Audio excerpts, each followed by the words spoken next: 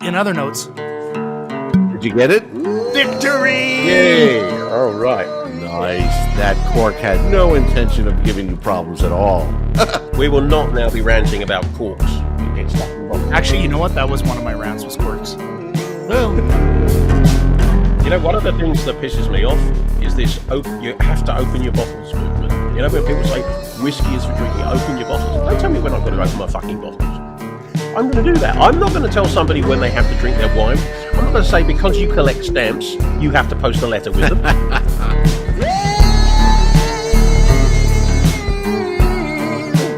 right.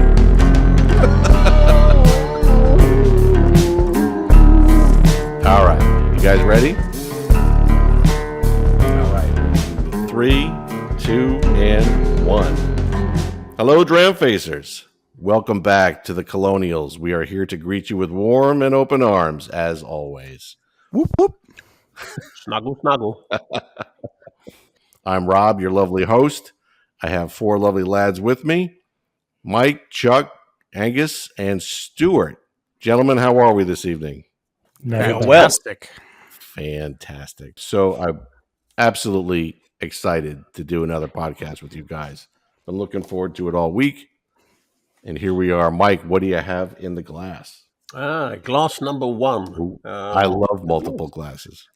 Yeah. That sounds like some. What was that game show? Behind door number 1. I don't know. Anyway, in glass number 1 is a 24-year-old Dalyuan from 1997, a signatory bottling, which weighs in a pleasant and soothing 47.4. Mm-hmm. Really, really nice. Lots of apple pie type notes. Very fruity. My second second glass, that was a giveaway, wasn't it? Second glass waiting for me is a Scotch Malt Whisky Society bottling called Particle Accelerator. It's a Kawila 11-year-old at 55.8, which I may well finish this evening. It might be a murder. Another murder. That's what the Colonials are going to be known for, the murders on air. Murders. Yeah, instead of fallen soldiers, so we're just straight up murders. All right. We're just cutting to the chase, my friend. Cutting to the chase. Angus, welcome back. G'day. How we doing? We're good. What do you have in your glass or glasses? It's almost like I colluded with Mike, except that I really bloody didn't. Got a Ben Rinus 1996 signatory vintage 52.6%, single X bourbon cask by the look, and gorgeous. Similarly, lots of fruit. Bit of that sort of bourbony, ethyl acetate kind of a almost varnishy sort of thing that some of the older bourbons get, but it really works in the context. It's gorgeous. And then I've got a single malts of Scotland, Ledgig 17-year-old single cask from a barrel, apparently, at 55.5%. It held the liquid. That's all we know. Apparently from a barrel. That's wow. Yeah, I actually saw a bottle the other day. It said, matured in oak barrels. Yes. I think there's a redundancy in there because we're talking Scotch. I really like the aged in traditional Scotch or traditional oak casks or traditional Scotch whiskey casks. You're like, What exactly do you mean? Is that just wood? Is that really tired as fuck wood, or is this good wood? We don't really know, do we? I mean, is that not tequila? We need some truth in advertising. We need some of that tired as fuck wood. I think that would be that would just be tremendous. And by the way, before I move on, I don't know what you guys think. Ben Rinus to me is just among the 1 or 2 best whiskeys I've ever had. I had a Ben Rinus. I had their Flora and Fauna, which I loved. And then I had an independent bottling, and I don't remember the age and which independent bottler it was. It was at a whiskey bar, and it was utterly sublime. Loved it. And I don't know if you guys have a particular distillery that you say, if that's on the table, I need that. Oh, I think we all got those ones. Yeah. There's always one. And what would that be for you, Stu? Well, they kind of been doing me dirty lately, but Tomatin was one of them. Loch Lomond usually. I don't know, Millstone. Mm-hmm. And I you know what? I don't really have like the one that I would always go to because I'm way too much mood and situationally based to be like, this is my go-to all the time. I don't have an everyday whiskey type of thing that I have certain ones that I'll maybe keep around, but it's not a one that I drink every week. So it's kind of like a question that I'm kind of like, I don't know how to answer that one. Well, You know, for me, the Ben Rennis, if I had it every day, it may not be as special. I'll give you that. Absolutely. There you go. So if it was something that was not an everyday or a common occurrence, one of those kind of distilleries. You know, if I'm thinking about sort of in the way that Ben Rennis is one of those under the radar liquids, it mostly goes into, well, they all mostly go into blends, but I mean, it's really a blended whiskey and blenders love it. It's the nature of the spirit and so forth is very, very good. Dalhousie is one of the ones I would choose with the same sort of thinking that it's, you know, it's not known for its own bottlings, mostly IBs or in blends, but it's a great spirit. It's really robust spirit. It plays well with other whiskies. The other one I think I would choose going somewhere smoky is Ardmore. And both of those I have a surprising number of those bottles that I find on the shelf. And both of them don't really have a major profile out there, certainly not beyond the nerd market. Right. In and of themselves, but I think they're really good whiskeys. That's an interesting one. Like, I think Dale Ewan this might be controversial, but I think better as a component in a blend than it is as a single malt. I find the peppery bite of it. Even I know, Mike, I think you sent me a sample of the one that you're sipping on. That's apple pie, I believe you said. I think there's a spiciness that runs through it, and that's 24 years old, and it's still there. It's 47%. I think when I tasted that one blind, I said it was high 50s. Like, it had a grip and a bite to it, which is great when you want to use it as an ingredient in a blend because it can really elevate things. But as a single, I struggle with it a little bit more. But I haven't had a lot of Dale Ewans. I've only had probably 3 or 4 in the last decade or so. And they've all kind of had that same pervasive note, which if that's what you want, that's what you chase, it's great. But I think, on the topic of blending, I think it's a great ingredient, but I'm not sure I would seek it out. You know, it's interesting because they actually produce kind of slight variations. Not all Dalhousie is the same. I mean, personally, I love what you're describing. To me, that's character. That's nuance that I love to get into. Not always peppery though. But yeah, it's actually I've got one, and people swear it's peated. And Really? it's not been anywhere near peat. They think it's a lightly peated or maybe smoky whiskey, but they're saying peated, and there's never been any peat anywhere near it. Interesting. Very, very interesting spirit. There's not a lot of transparency in the industry on previous cask use, though. Like, there's a number of the big guys who will recycle casks between their distilleries that they own, and they'll just say, you know, ex-bourbon barrel or American oak or whatever, or they just outright won't specify. And every now and then you get one that's come across from Isla or one of the peated Highlanders, and you go, well, no, there's nothing in the production process about peat, but it's been in one of those casks. So you never know, especially with those single cask bottlings. Especially independent bottlers as well, right? True. Yeah. Well, the whole provenance thing around casks is very murky and practically non-existent in many cases. Not all by any means. Especially the tired as fuck casks. Those ones, yes. Industry Fuckwood, as we call it.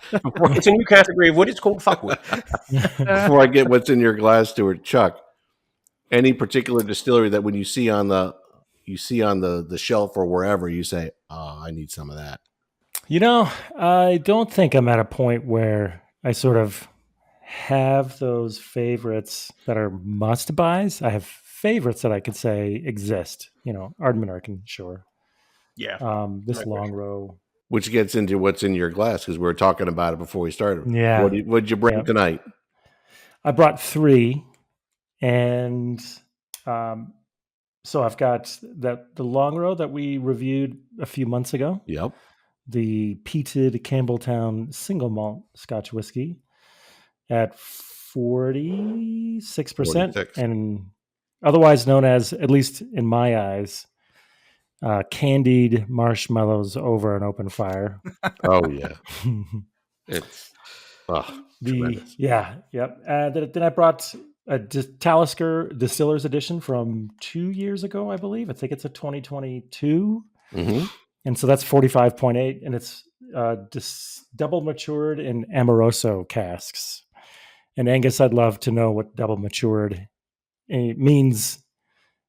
I know that they don't have to stipulate much, and they don't actually. In this one, that's the part that is hard to interpret. Do they interpret it twice in Amoroso casks, or once in bourbon and once in Amoroso? At some point in time, we're going to get this in the video, but it was just tremendous looking over at Angus, who just, as you're asking the question, hears it and just shrugs his shoulders and is like, seriously? Who knows? Yeah. Yeah. There's no specificity. It doesn't exist. Yeah. It's whatever whatever the fudge they want to do. Lots of fudge tonight. Lots of fudge.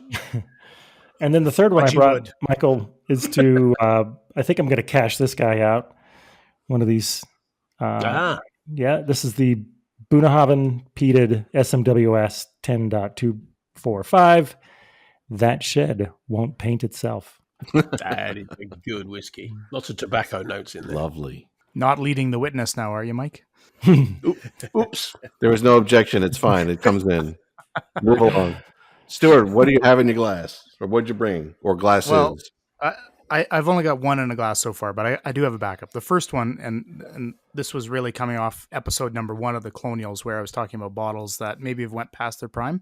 Yep. I remembered I had 2 of these old Barry Brothers and Rudd bottlings that was sitting open for quite a few years. And I was like, uh-oh, these are quite magical. I remember, I hope they haven't went past their prime. So far, number 1, very much still in its prime. It's a 1999 blended malt Scotch whiskey, 21 years old, bottled in 2021, exclusively for the Kensington wine market. It's a cask strength, 53.6, lovely orange oil, varnish, nutty stunner. And I'm very happy to say that despite me rescuing it from its cork, which is half shredded right now, it's still lovely and will get a fresh cork and put back on the shelf. And item number 2 is also another Barry Brothers and Rudd. It is a Secret Orkney, Highland Park, 2003, 17-year-old, bottle 2021, coming in at a stout 60%. Oh, Still at Nice. If I remember right, it's quite peppery, but we'll see how much a half-open bottle and probably a year and a half on the shelf has done to it. well, Highland Park peppery go together. Rob, what do you got in your glass tonight? I have 2, and I have gone completely North American. I've got in front of me from Stuart's recommendation, a Shelter Point. So I have a Canadian, their Smoke Point Expression, 53% alcohol by volume. It really is tremendous. It actually reminds me of an old Lafroig. And I was saying earlier, Interesting. I was chatting with Mike, it almost, I believe, because it might be the suggestion that Stuart put in my head, but I'm now finding the graham crackers in this a little bit. It's one of the notes that I always find in Shelter Point. It really is. I'm really appreciating this one. This is a really nice bottle. And going back to our Colonials roots, I'm going to probably wind up killing the Baker's 7. I got a bourbon tonight. There we go. Also 53. This is 53.5% alcohol by volume. So I am loaded and ready to bear. So what are we loaded for then, Rob? What are we talking about today? Well, I think that the title for this particular episode, it just hit me, should be "What the Fudge." We were talking for all the listeners out there. We were talking about things that kind of get under our skin, things that are kind of, what is really going on here in the whiskey world. And there are a number of things that kind of came up and percolated.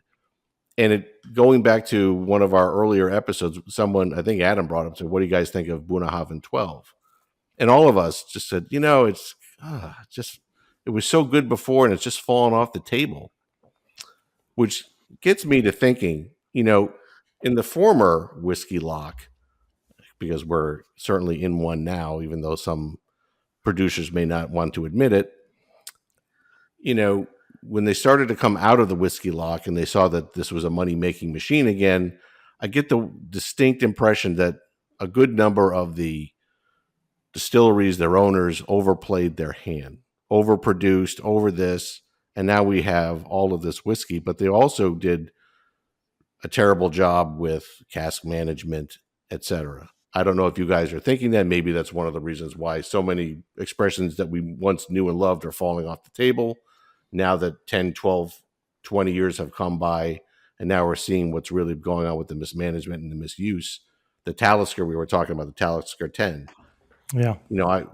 When I first started getting it into the whiskey rabbit hole, that was such a good bottle, and now it's to me. It was considered like core and essential to the Scotch whiskey drinking experience, right? Right. So off of that, just any initial thoughts with any of that. I don't know if it's just me, the way I'm viewing it, or have there been any things that you guys have been thinking about? Like, there's a little bit of that, but let me take it and run with whatever your concern is. I've actually got a bit of a flip on that one. All right. What the fudge? Yeah. Ardbeg Ugadal. Beautiful drink. Right. I feel like it was, 8 or 9 years ago. Stunning. I loved it. I would say, what is it, 2024 now? Maybe 2019, 2021. Maybe it took a bit of a dip. Yeah. But I feel like they're back. I've got the last 2 bottles of Ugadal, so 2023 and a 2024 bottling, have been quite good. Now, whether it's me as I've kind of evolved or changed or went back or, things change with our tastes and preferences, but I feel like that product is back to being closer to what it was. Its original vision. So it's kind of to its original vision. Yeah, exactly. I feel like that's like almost a good story. It is. Rather than a negative. Yeah.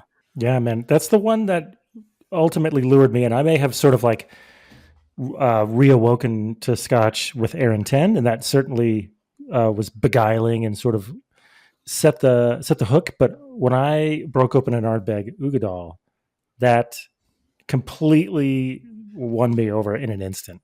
Just how complex it was, how crazy it is as far as like a collection of flavors in one glass. And that was a 23. So, if I don't have much to compare it against, I don't have Ardbegs from 20 years ago, but standing on its own 2 feet in the moment, it won me over immediately. It was always a solid bottle. I haven't had a newer expression. I think the last one I had was a 22. But I'm glad to hear that it's rebounded because it was starting to go down a little bit.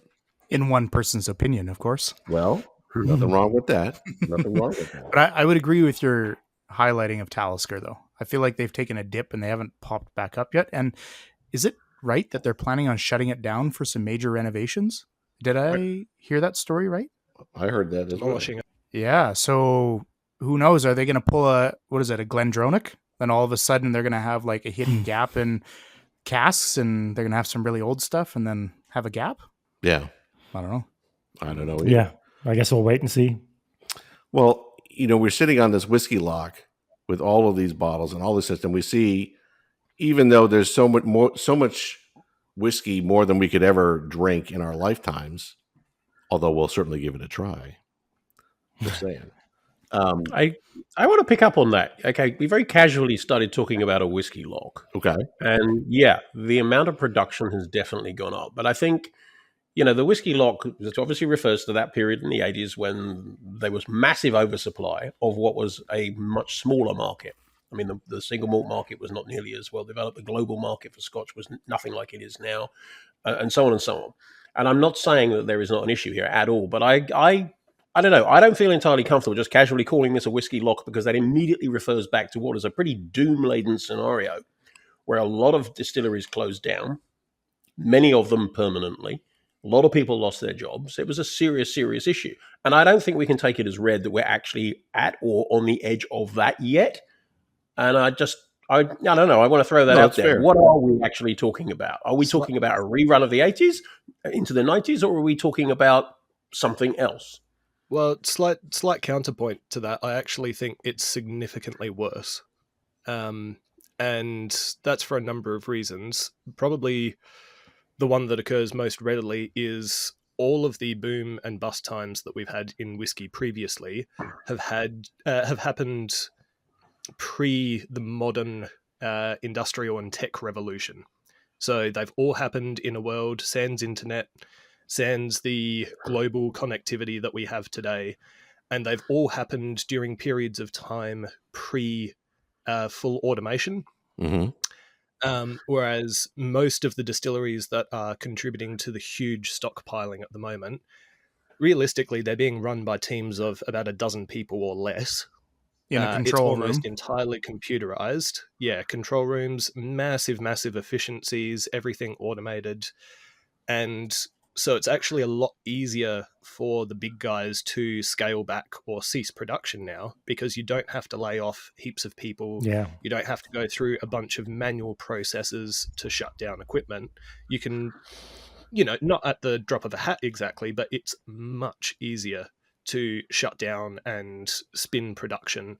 And it's much more reactionary. If you start seeing trends in the market and you go, we need to dial back production now because we've got stockholders to consider, and our stockholders can see much more quickly what we're doing, and we are much more accountable, that it's so much more reactionary. And it's like a tailspin. I compare it, Stu, to PID control.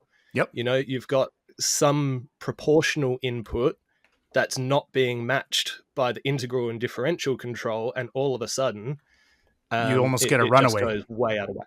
Yeah, Yep. yeah, 100%. Exactly. I'd add to that one other thing to add to that as a kind of a macro thing. We're at a very different stage of capitalism. We are in late stage capitalism right now, and corporations and governments behave very differently to how they did the 80s, which is close on 50 years ago.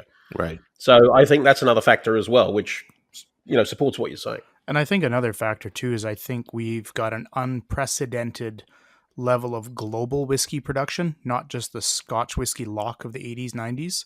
Australia has been going gangbusters. The US with both bourbon type whiskeys as well as American single malts, and Canada is still producing away like a powerhouse and things like that. Like a global production, and even with China coming online, I think what's one of the newest one, 9 Rivers, and they've got a few others planned. Mm-hmm. Like there's a lot of production now going on in the world, which can lead to saturation, especially when you're talking about a finite number of drinkers. I feel like production is almost per person, per capita, has kind of outstripped the market. And I feel like any slight change in drinking habits, even of one particular country or even many countries, can have a profound ripple effect on what the actual demand is going to be. And that's also because we're inherently more connected.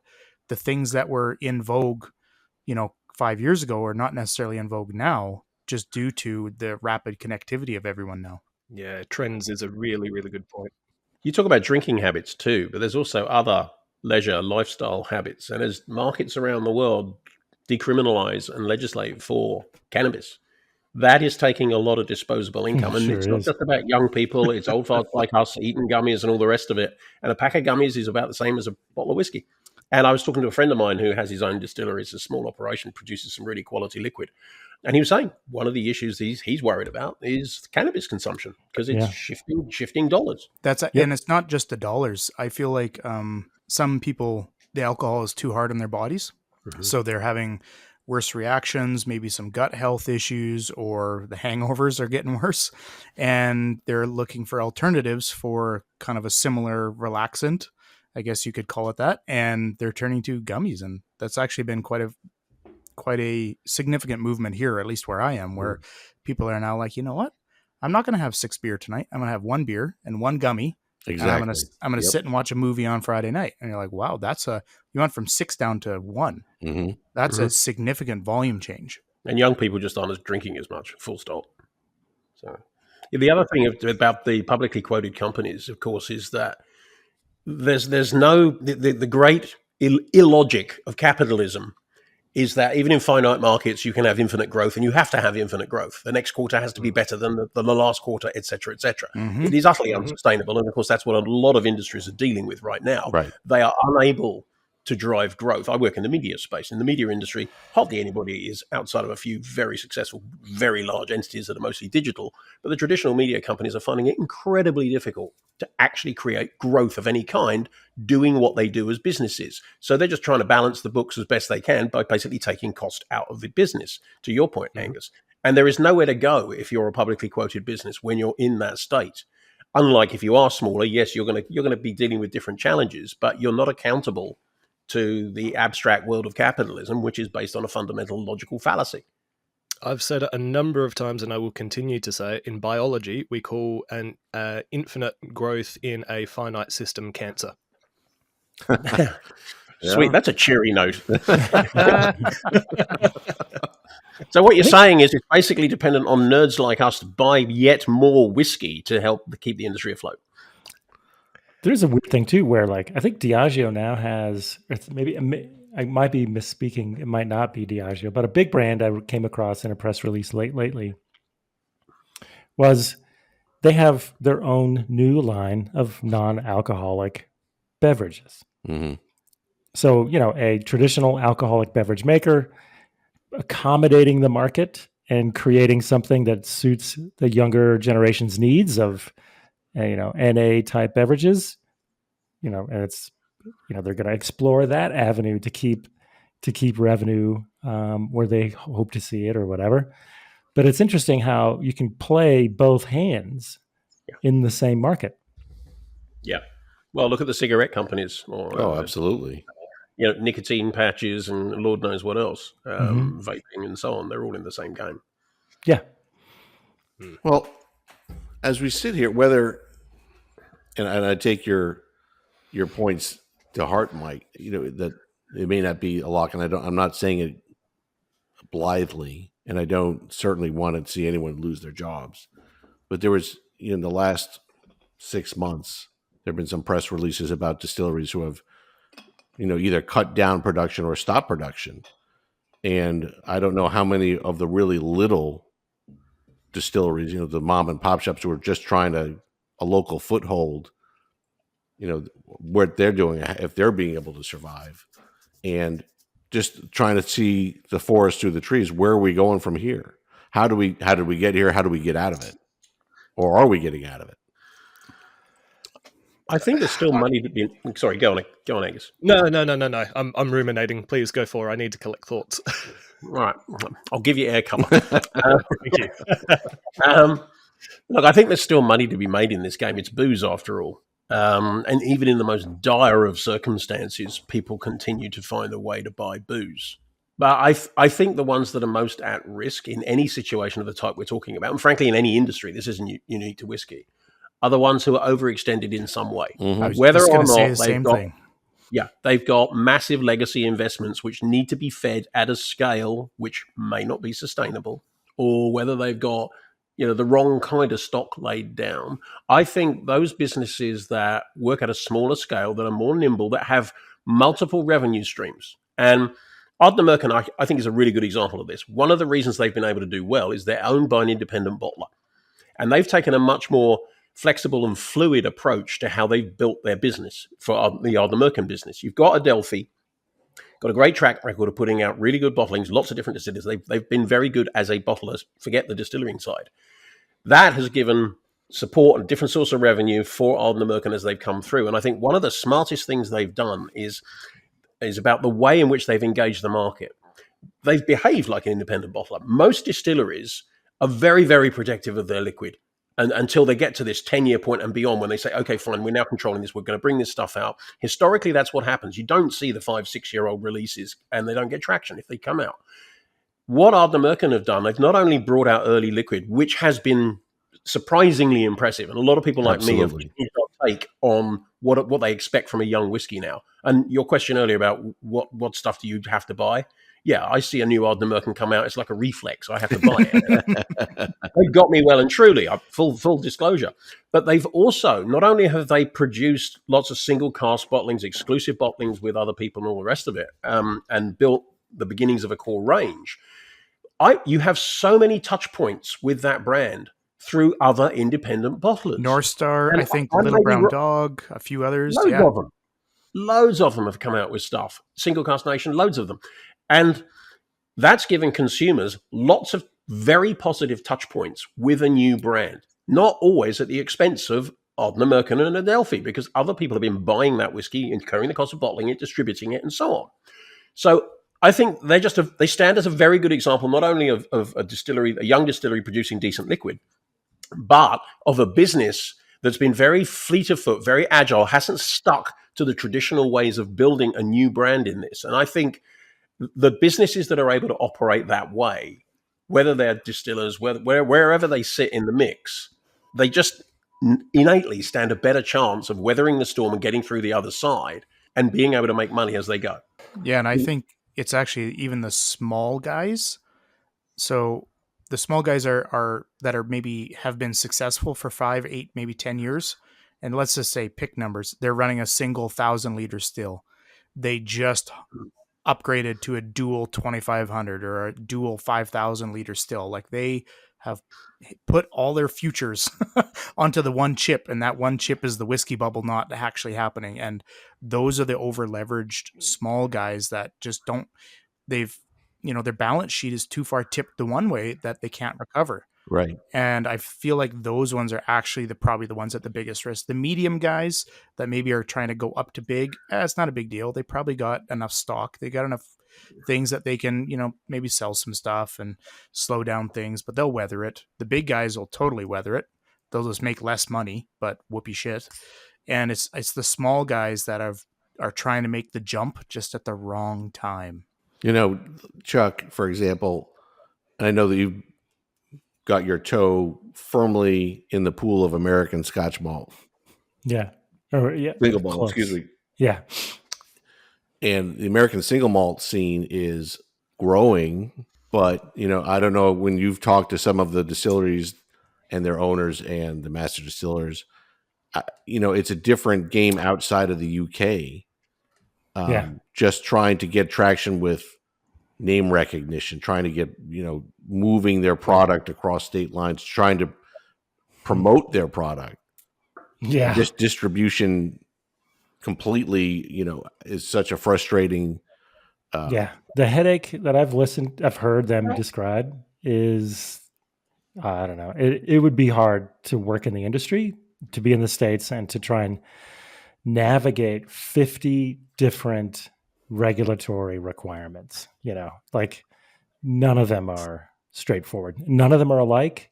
Right. And they always are changing under their feet, year after, year on year, they make small changes that make you resubmit 45 pages worth of paperwork, that you have to wait for them to reapprove, depending on the administration or whatever, the focus of the industry at the time. It has been interesting to talk to a few distillers and get their take on it. And that's a recurring theme, is distribution changes or challenges. And then, right. But, I had an interesting conversation with Colin McKeegan when I was in Santa Fe, New Mexico. And did I lose you guys? We're kind of dropping out. You're dropping out, Chuck. I think you're having some internet challenges there, bud. Yeah. See, that's why you should have stayed in the whiskey garage. Yeah, are we back? At an undisclosed location. Huh. Well, while Chuck is sorting that stuff out, Angus, the scene in Australia that you've been doing with the distilling, is there the same frustration with smaller brands trying to get a foothold, and are they struggling against, whether it's real, whether it's whatever, a whiskey lock, or whether it's other factors that are perhaps holding them back, if they are being held back? Yeah, there's a few things at play. I mean, the taxation is enormous, so that plays into a lot of variables. But we've kind of done that topic to death a little bit. It's kind of nice if you're a really small guy under the threshold where you're basically not paying tax on your spirit. I think it's $350,000 worth of value of product. You get a 100% rebate on. If you're at that real nano scale, then that's a relatively realistic business model. It's easier again if you're a diversified distiller, which is to say, if you're say in a model like the place I work at, where we're laying down some aging spirit, but also doing gins, making quite a lot of beer. The brewery is probably the main part of the venture. The owner I work for also makes a little bit of wine. He occasionally does his own bitters and aperitifs, and just sort of makes everything. So you cover a lot of bases while you wait for some things, both in the market and in your own stock, to potentially equilibrate out a little bit. And there's also the nice aspect that a lot of Australians are very happy to drink local and drink domestic product. So it's hard because you're often priced out of competitive, sales based on the big guys internationally, but you get a little bit of an edge just with people having a bit of a homerism sort of buying pattern. So it cuts both ways. Gotcha. If I throw this this phrase out, let me know what you think, just as a gut reaction. Are whiskey drinkers part of a problem, or are they not part of a problem? Part of the problem. And most of the problem. Most of the problem? Yeah. Well, the origin of a lot of the problems that we rail against. Go ahead. Well, take pretty much any consumer market, right? Yep.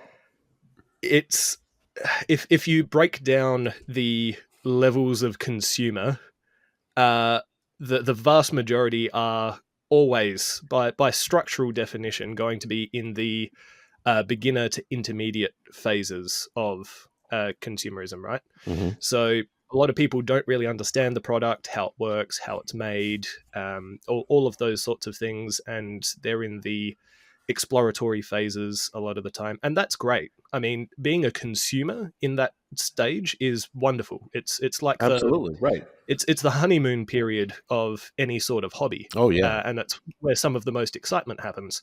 But it's also really bloody annoying for the people who work in the industry, because you're trying to cater to a mob who have no bloody idea what they want. They don't get how things work. They don't understand industry terms. There's just so much that's not conceptualized. And so the marketing departments for the big guys in whatever those industries are then trying to set the tempo by having some sort of cohesive messaging that they can pitch to these people that is simple enough and, digestible enough that entry level to intermediate sort of level can grab onto it and feel like they identify with something enough to feel that they're impassioned and like they get it, whatever it is in whatever the industry is. And again, that predicates that we leave control and let the terms be set by marketing departments, and there is no worse idea in any industry. I mean, marketing departments across the board should be the first against the wall when the revolution comes, and they've just had free reign for too long, and we say that with peace and love. Yeah. And also some muffins and bayonets. There are wonderful things done in some marketing departments, and there are marketeers who very much know their trade and who are impassioned, who are educated, who do actually understand the product that they're working with and want to help build it and grow it and make it better. But that is a niche of a niche. They get diluted. Say again, sorry? They get diluted in the mob of mediocre. Absolutely, and people who are just out to sell and make a buck. As you're talking about this, all I keep thinking is, this is how peanut butter biscuit was born. That is exactly right. That was a marketing guy's wet dream right there. What if we made a whiskey that tasted like peanut butter? Oh my God. Yeah, you've got to try and break into new markets. And again, it goes back to the capitalism thing, right? How do we get people who weren't consumers or who are on the edge of maybe being consumers in our category and bring them into the fold? And rather than it coming from a production-backed point, a back-of-house stance where we say, well, let's make a really good product and then let's be honest with people and do a little bit of education in the market and try and explain to people why these things are wonderful and kind of not set terms as far as what people should enjoy, but set standards for some of the things that people might enjoy. No, that's way too hard. That takes too long. It's nowhere near as reactionary. We don't see the uptake that we do from strong marketing programs. So we just let the marketeers make shit up. And then the guys behind, back of house, they can figure out how to make it work somehow. Every industry. That's because nobody wants to learn anything anymore. They don't want to. They want it contained in a short 2-minute TikTok video. And I'm sorry, whiskey's complicated. It doesn't fit in a TikTok video at all. It takes time. The education component you mentioned is a big problem within all industries, not just whiskey. It's pervasive everywhere. The younger generation has got AI. They got all these other things. I just was in a meeting last week, and somebody's like, "Oh, you could just write that in Copilot." And I went, "What the fuck is Copilot?" And they're like, "Oh, let me just share my screen." And all of a sudden, it wrote 2 pages of an introduction for a report. And I was like, "Well, shit. All you've learned how to do is effectively cheat." Right. But I guess you missed the ethos of actually how to do something. And I think that's, where I was where I said, the consumers are part of the problem is nobody understands how to make it, but also nobody actually creates anything anymore. Now, I mean that in a nice way possible, but I also mean it in a very serious tone. When is the last time any of you, except for Angus, because I know he's actually made whiskey before, but when is the last time any of you had made whiskey? I've never made whiskey. I have not. I am very happy and blessed to be able I got to say, talk about it and write about it. Mike can't admit to it because he's in a New York City apartment, which is very strict lease rules. So the 2 stills and the washback that are in his bathroom probably would be. Yeah. Oh. This isn't making whiskey. This here you see before you, if you're actually on this podcast and you're looking, is a dirty Great Bell jar of whiskey, but it's actually just an infinity bottle. That's as close as I've ever come. Yeah. So where my angle is trying to make something from scratch is infinitely harder. Yeah. So in today's world, it is far easier to critique something than it is to make something, and people don't understand that nuance because most people don't make anything anymore. Right. They just are in a normal job. Things come in on the right side of their desk and goes out the left side of their inbox or whatever it might be. And that's it. They actually don't physically make anything with intent. And that's the biggest thing is intent. Let's take Compass Box, for example. They just released a new product. I think it's called Nectarosity. Yeah, I think it's probably replacing one of the ones that they phased out. But that one was made with intent. There was a specific flavor profile that they thought they could achieve given their stocks and how they could blend it together, and they made it with intent. Yes. And most people don't understand how to do that.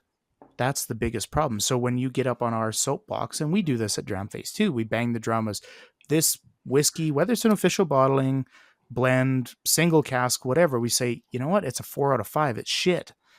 It's not for me, but in reality, somebody put a lot of work into that, and maybe it went awry at some point, and shit happens. We all know that. But when you're making a blended product, there obviously was an intent. There was a goal. It was a certain flavor profile for a certain price point, given your availability of products.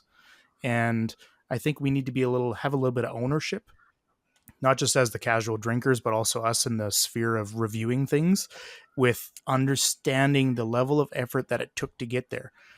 If we're shitting on something, we need to be damn sure about why we're saying what we're saying, because there's a lot of work that went into that. And it's far easier to bang on our soapbox than it is to be down in the trenches making something.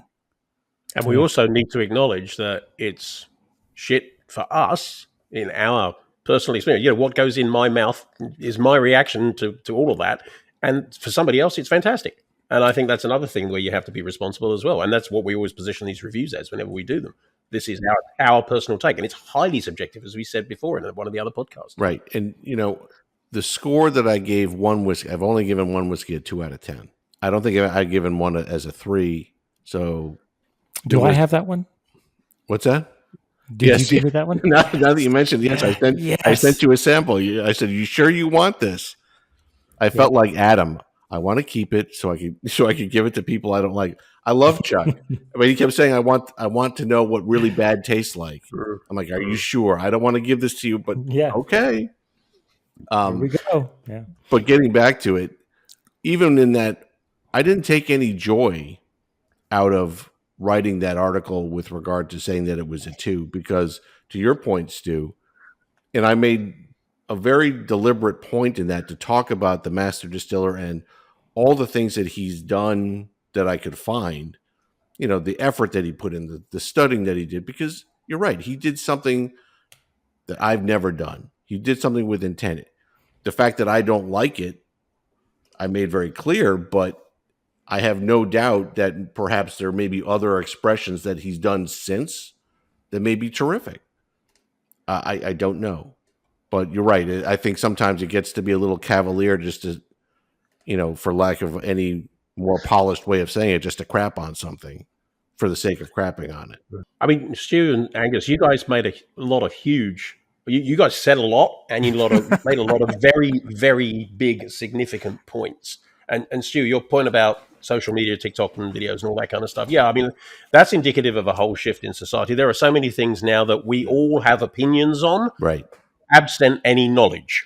And we're at a point now where we see this in our political lives, of course. We're around the world now, where an opinion is deemed to be as valid as knowledge. All opinions are equal. That simply isn't true, because if an opinion is informed by knowledge as opposed to just what somebody else said to you, clearly there is a difference there. That is a very good statement. There's a difference in validity. So we see that in whiskey, we see that in everything, and it's been fueled and perpetuated by social media, because social media needs that kind of thing to be a feature. So that's how it Everything's works. got to be a shiny object of clickbait. Yeah, and of course it's very easy for us to sound like granddad telling the kids to get off the lawn, but there is truth in that, and we see that in a lot of different ways. But I'm Angus, you used the word counterpoint earlier. I'm enjoying this. This is fun. You used the word counterpoint. I was going to say, Mike, keep going. Yeah. Go. I'm going to chuck a counterpoint in here as well. I've worked in research, consumer research, mostly related to media, but other things as well for years. And one of the things I've said when I've spoken at events and conferences in my day job to the people in the room is that if you're at a conference like that, in other words, if you're having a conversation like this, if you don't acknowledge and recognize that you are a freak of nature relative to the larger market, then you are missing the point completely. Anybody who listens to Dramface podcast, anybody who reads Dramface, They're quite frankly, very, very smart. they're obviously smart. They're obviously deeply good looking. They're very good looking and sexy. We know this. Almost as much as the people here. If only they saw the video version of this, and then they would think otherwise to that. Yeah. if you write reviews of whiskey, if you spend time with your nose in it, we cannot sustain this industry, and people are never going to have that level of interest. Most people who drink when they go out at night are drinking because it's part of the social experience. And the amount of thought that goes into what they drink, pretty minimal in most cases. What do I feel like? It's an emotional decision, or what's everybody else drinking, or what's cheap, or what's there. It's got absolutely bugger all to do with the kind of qualities that we talk about, I would say more than 98% of the time. And that is what the industry relies upon, not in a malicious way. They rely on being able to engage with that level of interest, knowledge, care, and so forth. We care for a freakish amount, and that's great. And we may be a very, very, very small proportion of any market. True. We are disproportionately valuable because we spend a ludicrous amount relative to everybody else. True. On the subject at hand. Very and true. That's Very, very very good. true. Very, very true. That is a great thing, and I love doing that, and I love supporting the industry as much as. But I don't really buy because I want to support the industry, and casual consumers sure as hell don't do it for that reason at all. And we cannot expect people to have to know or need to know or want to know anything like the level that we do.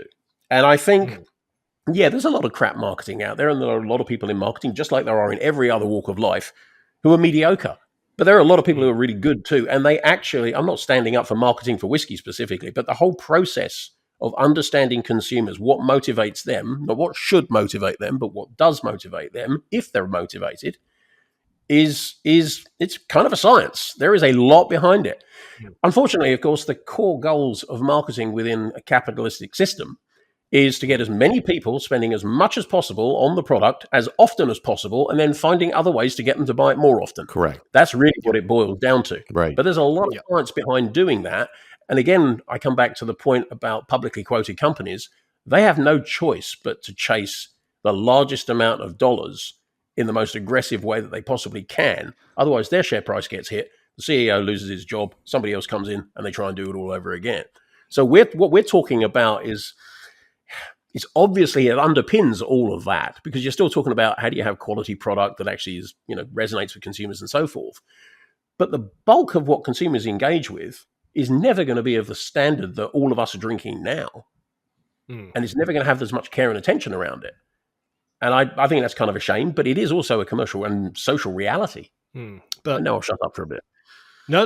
It's I really like that analysis, and I think if anything, that highlights the importance of both what marketeers and people like us are doing, in that if you consider whatever fraction it is of quote unquote information that reaches the majority of your consumers, and that's going to look something like a bell curve depending on, you know, what level of consumer we're talking about. But the more commercial and the more basic we talk about that messaging getting to the consumer being, the more distillations of information that has to go through. So, you know, if we consider that we're relatively close to the origin of the information because we're, you know, making contact with distilleries and we're going out and doing the research, and if you assume potentially erroneously that, you know, there's a small margin of error between quote unquote the truth and the information and what we're espousing, then all of that information has to go through us as a lens and then cascade further through a number of other consumers who are perhaps our readership, you could say, and then what influence that has on the wider market, and it sort of tears its way out. So realistically, what we put out there and what marketeers put out there and other people who report on the industry, as it were, is massively important, because that's going to set the terms for what people do finally hear. You know, it's only going to be snippets of that information. They're only going to take the highlights of it, but we've got a huge responsibility. Oh, I agree. Yeah. You know, you made me think, I would love to know what the enthusiast market, however you define that, accounts for in terms of value in the market globally. That I would be fascinated. I don't know how you would quantify that, but that's a very good question. Yeah, it would be tough to do, but I'd be fascinated to know if anybody's tried to do that. There will be work, because I mean, every industry stratifies its consumers. You do these detailed segmentations, and there's going to be probably one, maybe two segments that encapsulate the enthusiast market, and they'll be disproportionately valuable, but they'll also be disproportionately difficult to engage because they're picky and knowledgeable, and it'll be kind of small. But I would love to know what they represent in terms of value. I think you'd be surprised how low it is. Like I just kind of think of this from like a statistical perspective, like a bell curve or a Gaussian curve. Yeah. Like if we consider ourselves as enthusiasts, I bet you we're top 5 or 10%, and that might even be generous. That might even be generous. So I think you'd be surprised how unsurprised I'd be. Yeah, exactly. So, you know, when you look at it from that perspective of, you know, purchasing power, from influence, from decisions, we, you know, we're a mosquito bite on the rhinoceros's ass. That's exactly it. Yeah. So, you know, the fact that the manufacturers and everything are still willing to listen to some of us at some point, hopefully, depending on the producer or the product, is frankly a miracle. You know, when you look at it from a shareholder perspective, you should be targeting the meatiest part of that bell curve, that statistical distribution. That's where you're making the most of your money. The fact the fact that some distillers or some listen to us and be like, what's the one that's going up to 46%? Not Cragganmore. You're talking about Jura? No, yeah. Oh, Jura's a good example. Yeah, their new, was it 17? With the new expression that went out, yeah. Mm-hmm. Yeah, there's a Aberfeldy is the one I'm thinking of. They're rumored to be going up to 46%. Glengarry is an example. I believe they're installing their own floor maltings or going back to peated. They're going back to floor maltings, right? Yeah, exactly. So, you know, the fact that they're actually listening and going backwards is actually a positive. I know maybe it seems overly negative so far in this episode, but there's actually some hidden little diamonds sprinkled all throughout where things are actually, what we're saying and what we're doing, and us as the niche enthusiasts are actually mattering. Well, you've touched on why. Yeah, as you say, value-wise, we're disproportionately valuable, but that doesn't mean it's a lot of money in the scheme of things. But, you know, Angus, you were talking about the influence from here. I mean, we're incredibly valuable beyond what we spend.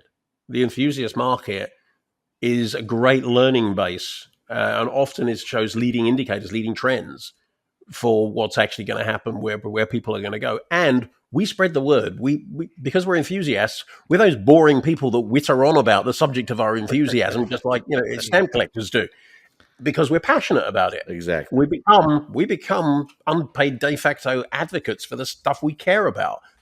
again, that's makes this group disproportionately important. Are you ready for another hot take? Go ahead. Oh yeah, Take shoot.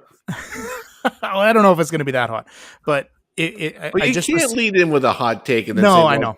Well, He's going to take his t-shirt off. we'll see. Oh, it's not that kind of show. I'm going to give the Stu's tepid take. Go ahead. Tepid take. Yeah, there you go. Here's some milk toast. I was just thinking of this driving my truck today. I hadn't driven it for a couple days. I was in the shop getting some work done, and it's a old dinosaur of a diesel truck. Brutish, makes a lot of sound, smokes a lot, stinks a lot. It's one of those things, right? Sounds like me when I'm sleeping. Sounds like me when I'm awake. And I just was driving my wife's car, which is a newer Volkswagen SUV, and we were driving it with the bike rack on. Now it's hitch mounted out the back. I went to reverse, and of course, the thing freaks out because there's something in the way, and I'm like, no shit, it's the hitch rack that I put on. Like, what are you thinking? Rack. It slams the brakes on, and the kids were in the car. I had no idea what the hell was going on, and my mouth was far faster than my brain. There were some words uttered that shouldn't have been uttered. Whereas I got in my truck. Yeah, I got in my truck and today. You said, what the fudge? Oh, it was definitely a fudge. It was a big old fudge. I got in my truck today, and I'm backing up to something, and all it does is a little beep. Just like, hey, you're getting a little close. Maybe you should think about it.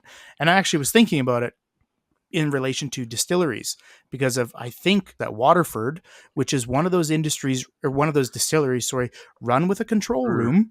Yep. Far, far away from everything, and comparing it to, let's call it the manual. So let's call Waterford my wife's Volkswagen, and me with my diesel truck, the Springbank, or the Campbelltown, incredibly manual, old school analog. And where we're beating our drum, where are we spending our money? Well, we're actually kind of going back to the old stuff. It's far simpler. Exactly. The quality is there. The longevity is there. Waterford was the big shiny thing, is the Magpie for a while. And now they're bulk selling whiskey. Yeah. Bulk selling. Not just, we're going to sell a cask here or there. We will give you as much as you want. That is a giant indicator of a problem. Right. Whereas we have been up here as the enthusiasts saying, you know what? These guys over here, it's not as shiny, they don't produce that much. Good luck trying to find it. But when you do, you're probably going to like it. There's quality there. There's timelessness there. And I think that's something that is kind of showing us as industry, as the enthusiasts, actually have some influence and power on things. Yeah. I mean, the whole notion of authenticity, it's almost become a cliche in marketing communications world now, but it's a cliche because it's riddled with truth. Authenticity is deeply appealing at so many levels across the board. And when I was in Campbelltown recently, it was my first visit, and one of the things I came away with, and I was actually talking to somebody about this last night, it was a really, really great feeling that sort of just sunk in a couple of weeks later. I was in this place, and it's like the mecca of whiskey. Some brands in that tiny little town that people travel the world to go and sample, go and experience what it is. I was in the room at a Kilkerran warehouse tasting with about 20 guys from Taiwan who come there, who are all now my best friends. And they were a cheery bunch, I have to tell you. We've done several tastings that day.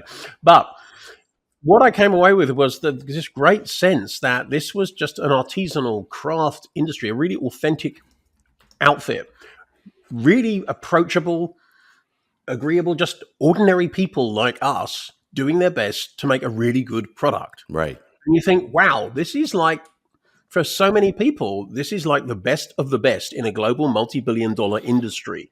And yet it is this very hands-on, tiny, earthy, real group of people. Is this organization? Again, not a publicly quoted organization.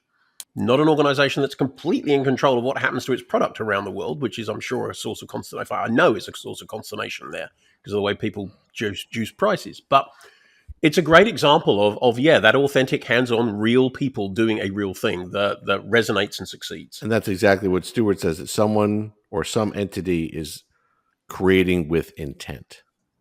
Yeah. It's not just plugging in a recipe and hitting a button and then going off to lunch. I mean, Angus and I will probably argue that they don't fully understand their whole intent, but that's a story for a different day. No. Their intent is to not understand all of the process. And, if that's working for them, then to a degree, power to them. Also, pursuant to some of our earlier points, Mike, how big's their marketing department? That I do not know. Ooh. I get the impression it's probably kind of small. Almost non-existent. Yeah. Yeah, they've got some stuff on social media, and to the best of my understanding, that's pretty much it. Because again, there is that dichotomous, quality of product versus marketing of product, and often it's marketing's job to compensate, shrink how big that gap is perceived by the public. Yeah. Yep. Well, I get illustration. I went and did the Cadenhead's warehouse tasting, which was fantastic, and the guy who was running it was a guy called Andrew Wallace, who works for Springbank. He said, no, I know they're all owned by the same people, but he introduced himself as Andrew. He works for Springbank, so he's filling in for somebody else. and you think, yeah, that's kind of what happens in real life in small companies. Exactly. Everybody does whatever needs doing on the day it needs doing. And you don't get that in a big, polished, shiny organization, which is reporting up to God knows how many levels and then annually or quarterly reporting. Boardrooms full of bored people. Right. Yeah. Well, it just says, for the Springbank, the tail isn't wagging the dog. Those people, those craft ones, to Angus's point, you have these big behemoths who just listen to the marketing department. They don't know what they're talking about. They've probably never had a whiskey before. They have no idea what goes into it, but yet they're going to tell everyone else what they need to produce and how they produce it. And they're not the ones that we talk about because it's not exceptional. That's the nature of multinationals. It's the nature of large corporates. What is fascinating, though, that even within some of them, there are these tiny little distilleries, Angus, to your point, run by half a dozen people, 12 people, whatever it happens to be, that are churning out really good whiskey. And in many cases, they're actually left alone. I was talking to somebody from Diageo about it last night. Open's a good example. 7 people. They don't have a deep global footprint because they don't produce an awful lot of liquid. Right. But still kind of in itself on site, it's kind of a cottage industry. It just sits within this big behemoth. Yeah, it's a little bit deceiving. I think I've spoken to you lads about it before, but a gentleman who was here in SA working in our local distilling industry for a while, his last job before he left Scotland was productions manager for Glenfiddich during the period where they doubled their production capacity.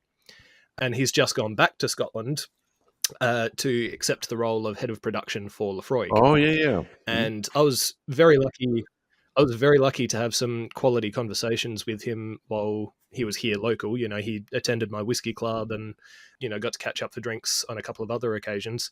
And one of the things that I had no idea about was the way that Diageo run a lot of their distilleries, and particularly how they run the training and education for the people who end up in production manager positions. It's kind of like a multi-year traineeship position where you're sort of already skilled and they re-skill you a little bit. They get you to go through the IBD if you don't have another qualification. And basically they bounce you around a heap of the distilleries that they have in Scotland. But not just the distilleries, they bounce you around their maltings, their dark grains plants, all of the various things, basically, so you're as skilled as possible. And as much as there are a number of those distilleries that are run by very small teams, like Oban, for instance, and Kalila is another great example because they are so very automated and so consistent. But a lot of these are really not the grain to glass small team sort of vibe that they espouse, particularly through their marketing side of things and all of their various optics. These are people who have been around to some of the largest alcohol plants in the country, because realistically that's the level we're talking about. And, often they end up working at one of these places longer term after their traineeship period, but Diageo still like to bounce them around to make sure that they maintain their relevant skill sets. So it's not super homegrown and, small collaborative team. And you did tell this person that where he lives and he better give you a job when you are going to be a master distiller in Scotland. I've got a number of things to be doing over the next decade or so. I'll pop in to bother him and have a glass of whiskey at some stage. Before we get to the I Am A Distillery bit, I just wanted to get your thoughts. And look, we're not trying to be a negative. We're positive. We're laughing. We're drinking, and this is not supposed to be a downer. But as we see, or at least I'll speak from my own perspective. Yeah. There are these craft distillers out there. I mean, Chuck, you went to go see the Leopold brothers, That was awesome. Yeah. and they're sprinkled around. Whether they're as big as, and I'd say big because it's just relative terms, of a Springbank or a Leopold brothers or an Old Line in Baltimore or whatever it might be. But there's such, in my view, such like a homogenization of whiskey. Does anyone else see this? And if so, what are you thinking about it? I don't know if there's true homogenation. Yeah. Everybody's has a core range that is fairly similar because that is actually where most whiskey drinkers have either started from or ended up. It's a bourbon sherry mix or sherry peat mixed or some version of bourbon sherry and peat. Yeah. From a Scotch perspective, of course.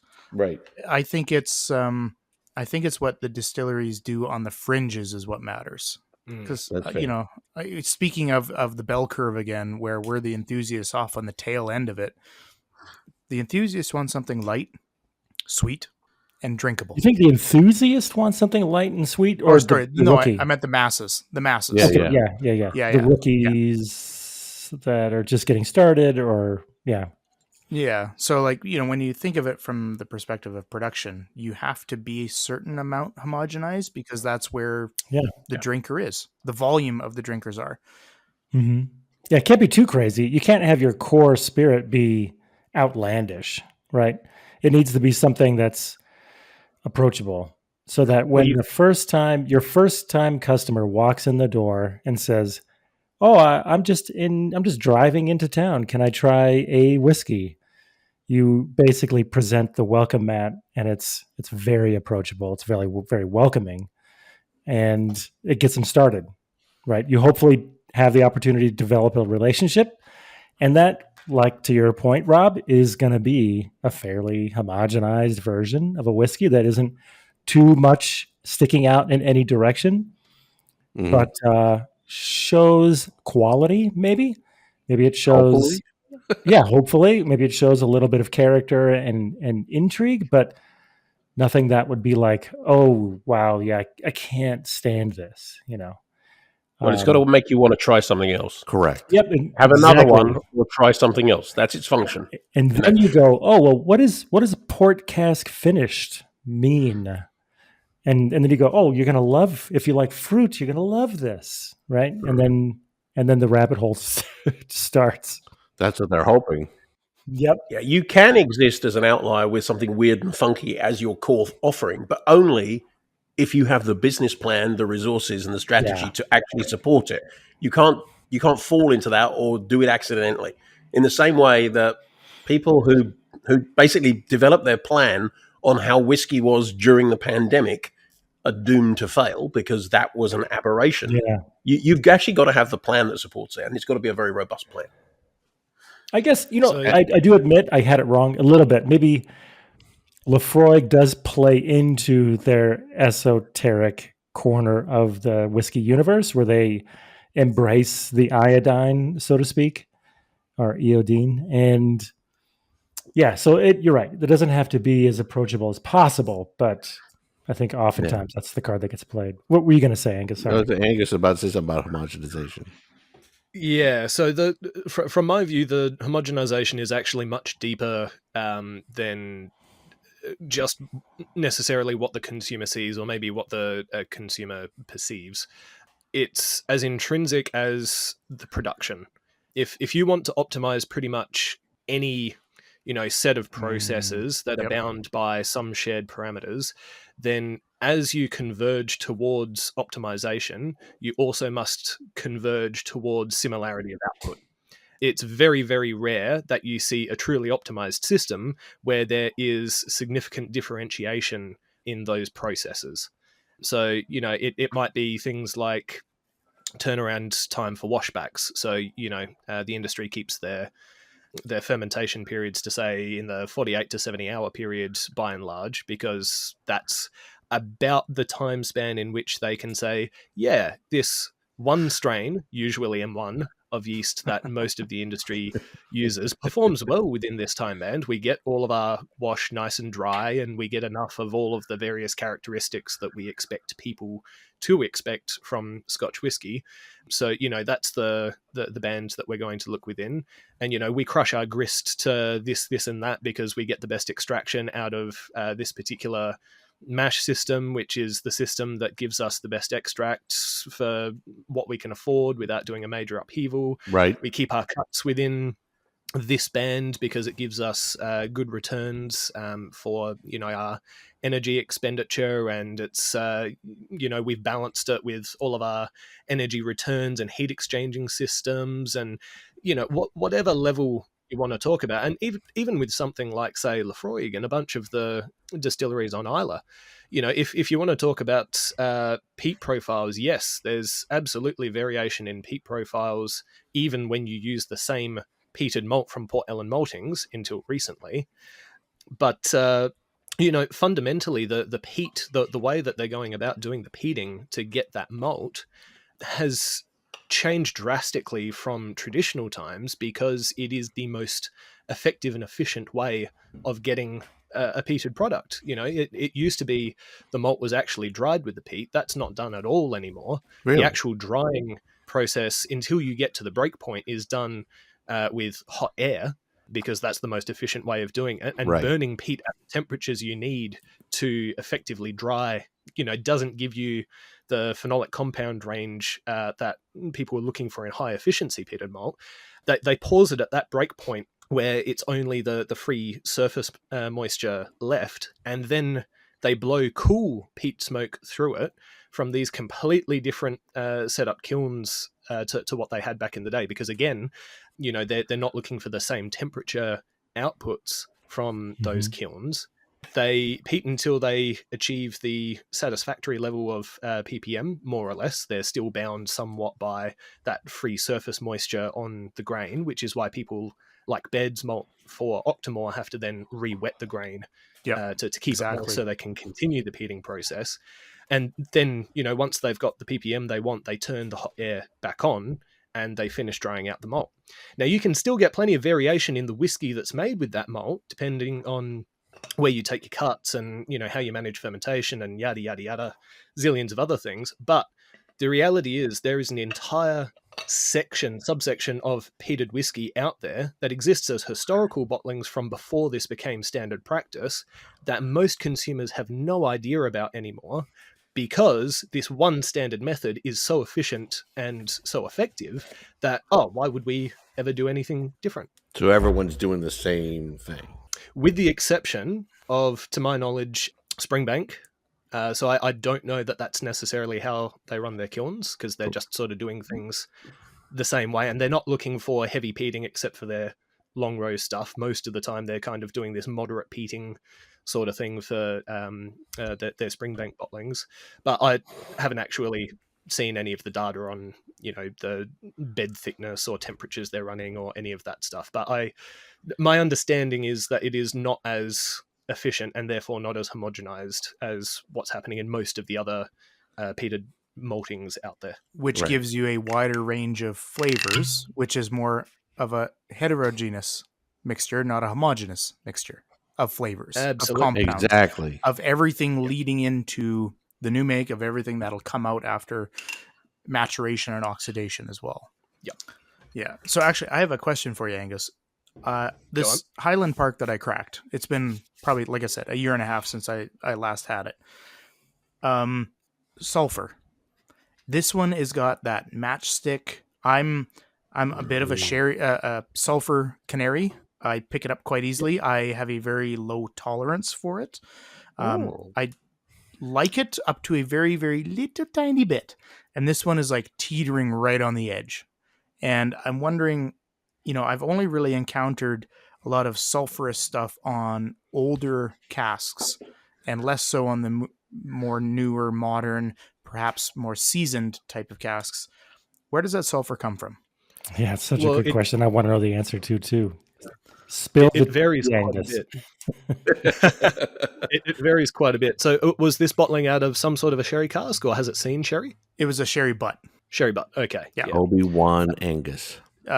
Distilled in 2003. It doesn't say if it was full maturation in the butt, partial, whatever. So Does it say what kind of sherry? no. Ah, So in other words, this is an old as fudge barrel. Yeah.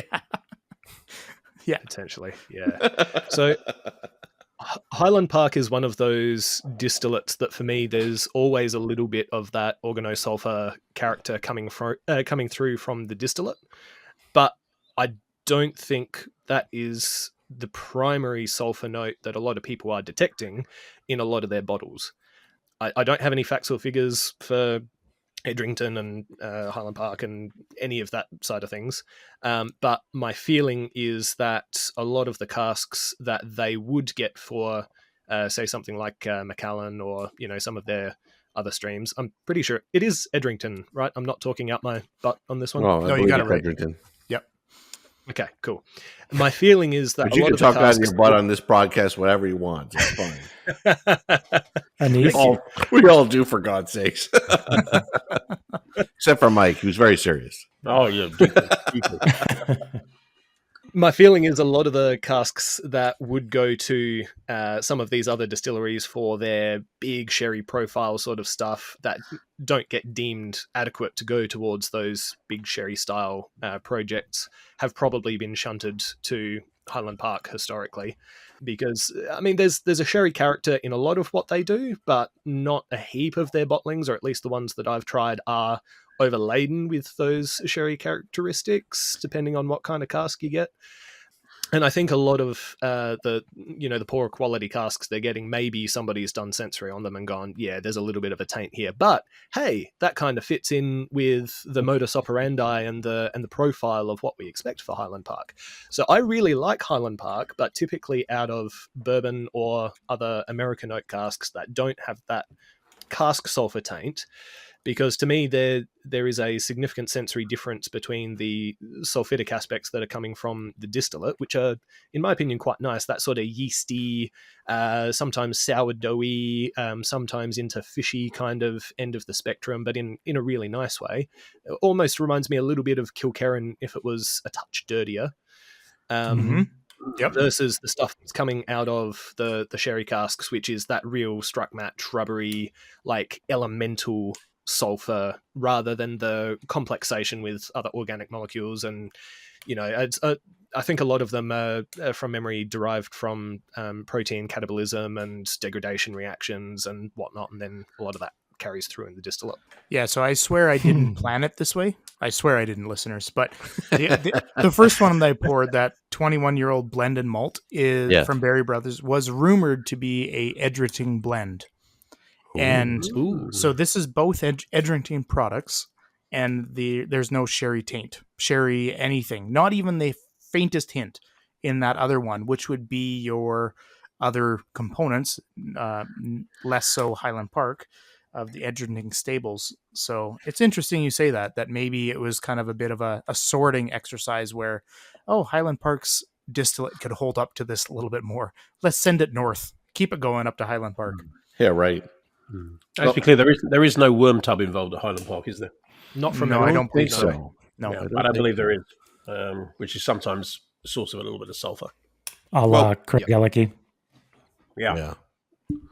And again, the worm tub sulfur is usually, like I was saying, it tends to be a better representation of the distillate sulfur, and the fact that there's less surface area, heat, time product. I think from memory, that's roughly the dimensional analysis sort of thing of what's going on there. It just means there's more retention of those spirit sulfitic characteristics than there would be for a shell and tube. So it's kind of depending on how it's balanced and things like reflux in the pot and how much that cleans up some of the other things. There's some leeway there for getting some really interesting spirit derived characteristics through, rather than kind of adding sulfur the way that a tainted cask does. Love me a bit of sulfur. Well, I think Mike will agree with me. Once you cross the age 50 barrier, that kind of the reflux in the you start talking about reflux stuff, it hits home. Anyway, reflux I and digress. sulfur has got a whole new meaning. Come on now. Come on now. We've talked about some things that are, kind of what the fudge and some concerning things with the whiskey lock and some concerns about production, etc.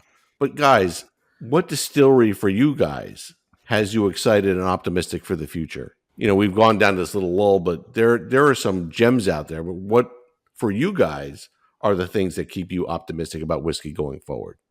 We can only pick one.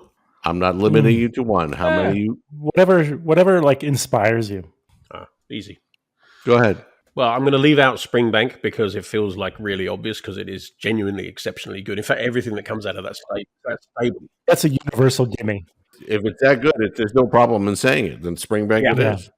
But I would say everything out of the Springbank stable right now anyway. But if I had to choose one outside of that, it's rather predictably Ardnamurchan.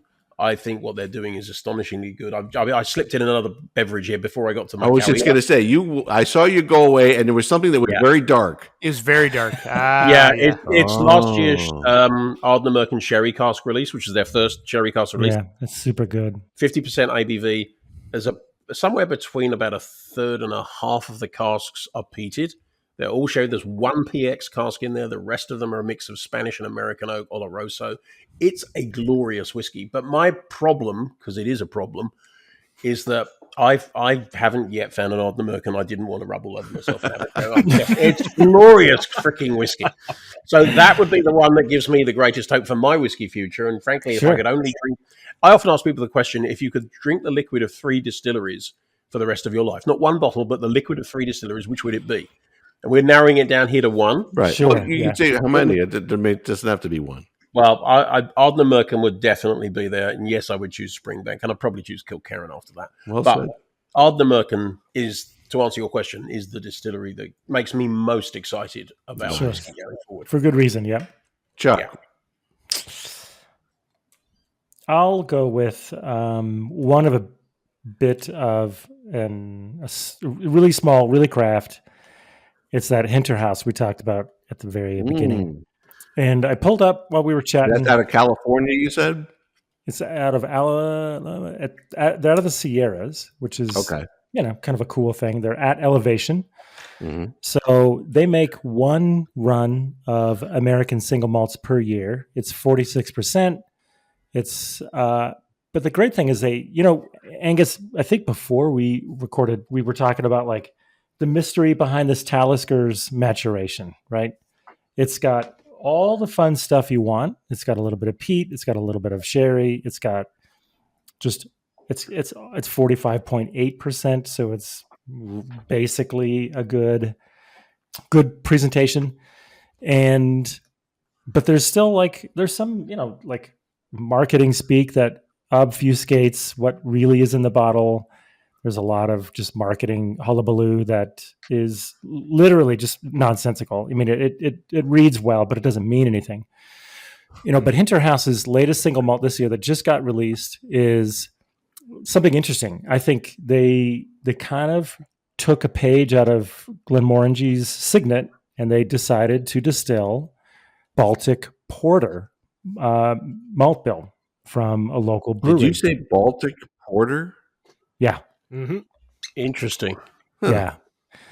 So when we were talking about who's kind of tweaking the handles, who's quote unquote innovating for this tiny little distillery in the California Sierras, probably 7,000 feet elevation, they're working with a local brewery, using an interesting mash bill, and then they also open the books about what the maturation is. So they've got the casks are new medium toast number 3 charred American oak. Okay.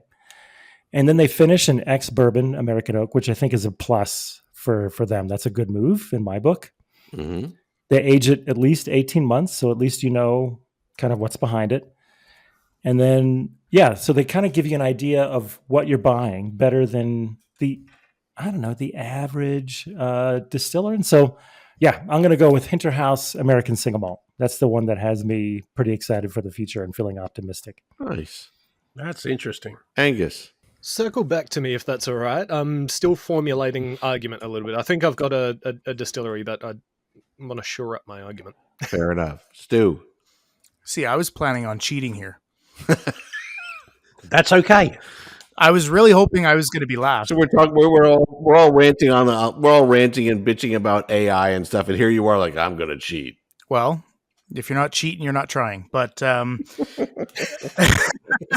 was really hoping I was going to go last, and then you couldn't say shit about it because I wasn't going to pick just one. Much Nor like should you. You painted Mike into a corner there with pick one, but I didn't. No, it's true. He didn't. I'm going to preface things kind of in a twofold way. I think I'm really excited for Shelter Point, where they're going in Canada for such a young distillery, but I am more excited about the scene of blended malt whiskey. So it's not a distillery, it's a product line. I think, given our earlier discussions about is there a whiskey loch, is there a whiskey bubble, what that's going to mean, is there going to be a lot of casks floating around? What that means is we are going to potentially see independent bottlers maybe get their hands on some juice, go the Thompson Brothers route and a few other things. And I think we could really see maybe a couple new Compass Box-esque companies coming around. And I know personally my earlier rant about creating with intent was not just a rant. I've been really big into blending in the last 2 years, blending my own stuff from whiskeys that I've bought. And it is surprisingly difficult to make something good. It is surprisingly easy to utterly fuck it up. Yeah. Fudge it up, whatever you want to call it, right? So I think there's an opportunity here for in the next 5-10 years for some very interesting blended malt products that are going to be a flavor explosion in your mouth. Right. I'm so glad you said that, Stu. I absolutely agree. And I think with independent bottlers and really interesting blends, I think spot on. Absolutely. All right, Gus, we're circling back to you. That's all the time I bought you, bud. That's good. That's good. This distillery is a little bit juxtaposing, right? Because what the culture around them is sort of, it's almost the antithesis of what we're asking for as far as transparency and communication and a bunch of the stuff that we're really liking from mobs like, say, Ardnamurchan. But on the production side of things and back of house, I think they're absolutely fascinating. And I think they are well and truly in the heart of the zeitgeist of things that we should be interested in as consumers. And if anything, that makes them a bit more nerdy because they're not communicating necessarily all of the things that they're doing. It's kind of a, if you know, you know. And I think that makes it kind of even more exciting, even if it's from a slightly fetish sort of perspective. And that's Yoichi. Whoa. Ooh, That's a curveball. Nice. Yeah, I didn't see that coming. In general, for whiskey research, for fermented beverage research, all of those sorts of things, the Japanese are, outside of, shall we say, the British Isles, probably the biggest into the research segment at the moment. There's heaps of papers that are coming out that are collaborations with British Isles, and they're doing a bunch of their own things in-house that maybe aren't necessarily getting published broadly. They're just keeping it within companies and whatnot. But I got an opportunity to try the Yoichi. I can't remember the exact naming for it. It was like expressive yeast or... I saw those in my market. Yeah. They were just too out of touch for price. They were like $200 a bottle. And I was like, I love Yoichi stuff. I really do. But I was like, I think there's 2 or 3 released at the same time. Is that right? Yeah, I think I only tried one of the yeast expression things, but there was another bottling that they were doing, and there was a Miyagikyo that came out at the same point. It's kind of like a part of a push from Nika at large, but it was talking to a relatively knowledgeable rep. I'll actually give credit because it doesn't happen very often, as far as I'm concerned. Talking about the research that they were doing and all of the yeast trials and how long they've been doing it for, and then watching everything as it evolves through cask. And it was just all fascinating. I hate that they're not talking about it. They're not putting the data out there for us to look at it, but it's it is very important. Maybe someday. Yeah, well, it's all proprietary at the moment. But to me, it's really exciting that they're doing that research. And I think there are very, very few instances, including in Scotland, where you get an actual merger between traditional approaches and innovation, research, and technology. Aromatic yeast, that's the one. Yeah. And the Japanese really nailed that, and to me, no more than Yoichi. Still direct firing. From memory, I think they're still using worm tubs. It's all of this stuff that we would love to see in traditional Scottish distilleries applied in a Japanese context with that mastery mindset that they tend to have as a culture applied to their production. But they are still innovating, still doing research. They are still on the cutting edge, even if it's proprietary. Yeah, and I will... Go ahead, Mike. I was just going to say, as somebody who lives kind of resolutely in the world of single malt Scotch and interesting blends, that is really tempting. Suddenly I'm thinking, I think I might need to drink some of that stuff. Right. Yeah. Direct fired worm tubs. I mean, those are all, that's all my happy place. So those are secret ingredients of success right there. Yeah. Yep. And I was going to say, like, I'm a metallurgist and welding guy by trade. And when you start talking about understanding of metallurgy, it's the Japanese number 1, Germans number 2, everybody else number 10. Yep. Yeah. And so when you were mentioning about the Japanese approach to perfection, which is very much a cultural ingranation, there is they truly want to perfect something. So when you were starting to talk about it, I wish I had picked Yoichi. That is a brilliant pick. It is. You will. That is spot on. Yeah. Well done. Nice. I was going to add Glen Scotia as a second one, and now I feel kind of humbled. Glen, no, that's fair. Glen Scotia's tasty. And what Loch Lomond is doing with that distillery is tremendous. Yeah. Fantastic. Oh, I think that's the dark horse of Campbelltown for sure. I agree. And in many ways, it takes some of the pressure off because everybody focuses on Springbank and Kilkerran. Yeah. Oh, yeah. Yep. Yeah. So with a nice segue for a distillery, let's do I Am A Distillery. There you go. All right. Actually, you know what? Before we get into it, Rob, what's yours? You never answered the question. Mine is more of not of a personal taste for it, but for some reason, I'm just completely enamored with and intrigued by Glasgow Distillery. Huh. I read all of the things that have been going on from the time that they first produced and submitted, their first bottlings, and they kind of screwed up with the price and the size of the bottle, but they've grown, and they've actually, from what I've read, I've never had a drop cross my lips. But I'm absolutely intrigued by the manner by which they have listened, or perceivably listened to the whiskey enthusiasts, have created such a whiskey that has such depth and grip and viscosity. I think new distilleries like that give me hope for the future.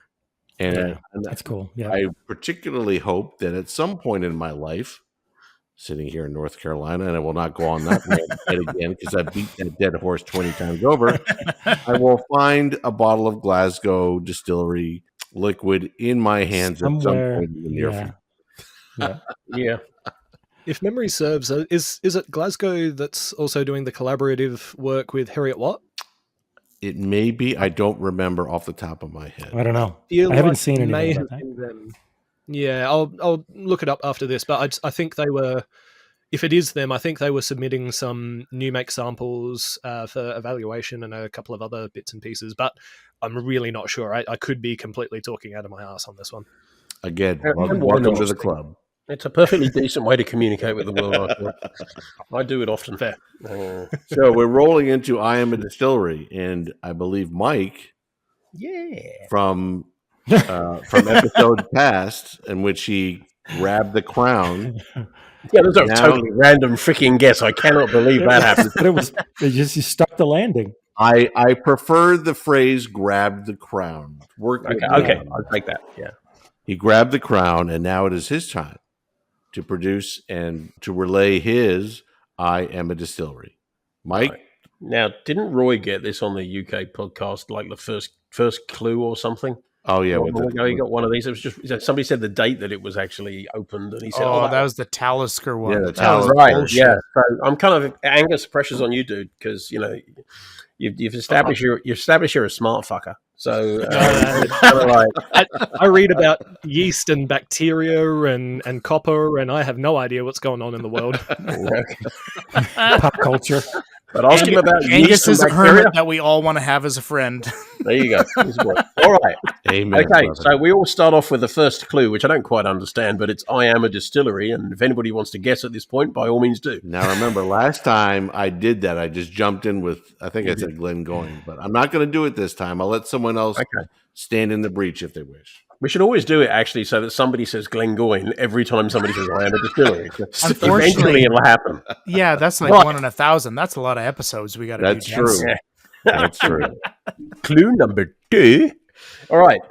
I am the third most northerly distillery in the British Isles. Third most northerly. And there is going to be a bonus question at the end, actually, related to this one. I'm very tempted to buzz in, but I think I might hold my water for a little bit longer. I'm questioning number 2 versus number 3. There you go. That's why I didn't choose number 1 or number 2. All right. Now, my production capacity is 1 million litres. 1 million liters. I'm going to shoot my shot. I'm just Go going to ahead. say it out loud. Go for it. Pulteney. Say again. I'm going to go for Old Pulteney. You snagged it. Nice. Okay. So we will record your guess, Mr. Chuck, and we will tell you whether or not you are correct at the appropriate moment, which will be next week sometime. All right. For 4. In 1919, the year 1919, I was almost destroyed by fire and was saved from destruction by sailors forming a human chain and passing buckets of seawater to extinguish the inferno. Ooh, that is a juicy. There's a lot of clues in that one. Yeah. Yep, that's good. I'm hearing no guesses. I'm hearing no rumblings. So I'm going to go to the next clue. I was rebuilt after said fire in 1954 when I was acquired by Hiram Walker. Hiram Walker. Scappa. Okay, with second guess, we have Old Pulteney, or actually it's Pulteney, isn't it? Yeah. And we have Scappa. You know Nice what? I'm guess, going to Rob. tag in at this point as well, and I'm just going to say Highland Park. Oh, come on. You can't leave me to the end. Somebody Guys. has to say Auchentoshan. Somebody always says Auchentoshan. wait. There's absolutely no reason why you would, but whatever. Loch Ransom. All right. That's All right. Clue number 6. I was mothballed between 1994 and 2005, and during this time, my stills were kept in working order by workers from another, better-known distillery that is a mere 800 meters to the north of me. 800 meters. Very, very close. Stone's throw. Yeah, literally. That's a good arm, but sure. Yeah, it is. It is. Yeah, it's very Pretty true. good clue, too, I thought. There's lots in there, too. I'm giving multiple clues within each clue. I hope you I realize appreciate that. Well, not every clue. The next clue, I have been owned by Pernod Ricard since 2005. Rob, I think you might have No. Since reopening, I have at various times released 12, 14, and 16-year-old releases, which have all since been discontinued and are now only to be found on the secondary market. Stu, you might as well take as much time as you Who's want. left? Yeah, it doesn't matter. Who's left standing? One of my current releases is a lightly peated single malt called Glancer. Getting easier and easier as we go here. Final clue, and then I'm going to ask the bonus question. But the final clue, and if nobody gets it after this, then this is just painful. I look out across an expanse of militarily significant water called Scapa Flow, which forms a large natural harbour.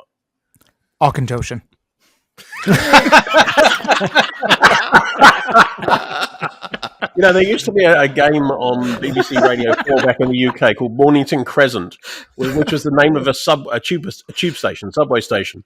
And they were just randomly named subway stations until somebody actually said Mornington Crescent, and they would then win. Yeah. There was no rule. All right, so those are the 10 questions. Before I reveal the answer, which has been successfully raised, I'm going to ask the bonus question. Which is the northernmost whiskey distillery in the British Isles? What is its name? I don't know, but I'm pretty sure it's the one up in the Shetlands. Yeah, like I think it's the one that we can't remember. Then it's Wolfburn, then then Scapa. Is that right? No, because there's the ones Park. on Orkney. So the Shetlands, and then Orkney, and then Wolfburn, Old Pulteney, I think. It is actually it's Isn't one called Larwick or something like that? Sorry? Larwick or something like that? Anybody want to go for the name of the one on the Shetlands? Because that is the most northerly.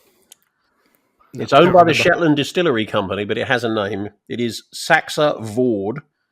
They've made a blended whiskey called Shetland Real. Then it's Highland Park, but only by 800 metres, because after that is today's I Am A Distillery. Ladies and gentlemen, I give you Scapa. There it is. Well done, Rob. And you got that. When did you get that on? You got that really early on.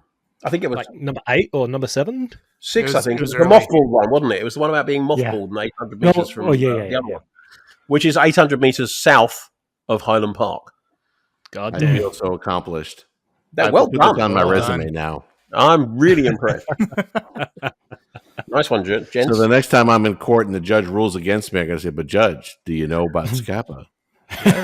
Well, you should, next time you go to Scapa, you need to actually let them know that you got this right. Next I time will. you're in front of a Bonus. judge, you just got to scream out Akantoshan as fast as you can. And he goes, your pardon? He goes, oh, sorry, I sneezed. Akantoshan. Okay, sorry.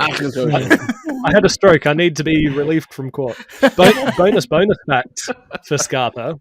If memory serves, they still run a Lomond still. Oh, Ooh, really? Interesting. Yeah, they have 2 stills, don't they? Just the 2.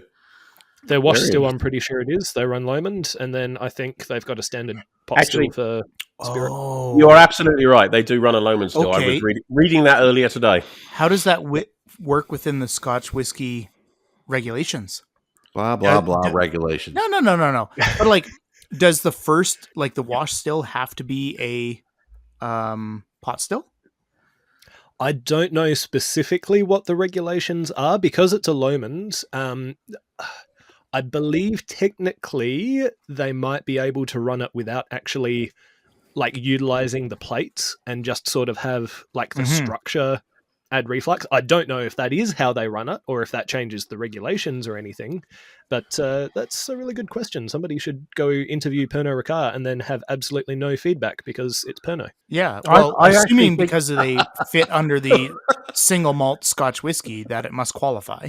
I just never thought of it until you brought it up.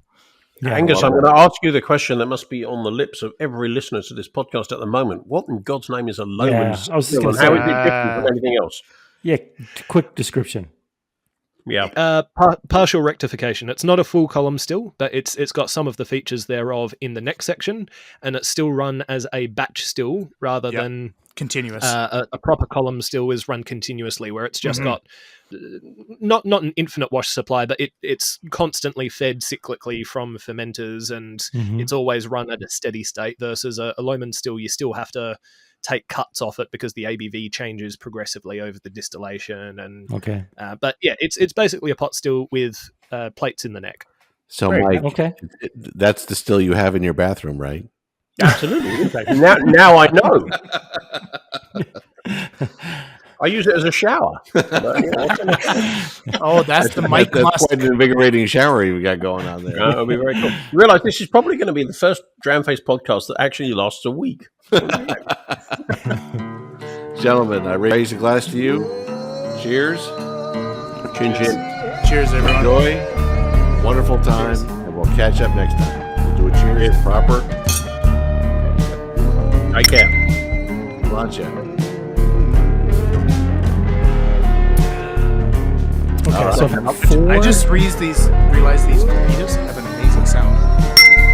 Yeah. Oh, man. yeah. Wow. My favourite glasses, actually. I love it. This ultimate sherry glass is shit. Super good. I saw you go and get that. I'm like, oh, motherfucker. God, shit. You know, I started this evening. I thought I am not going to drink an Art American tonight. I'm going to drink something else. And I How'd that work out? Yeah, well, then Chuck started talking about Art American and I'm basically screwed.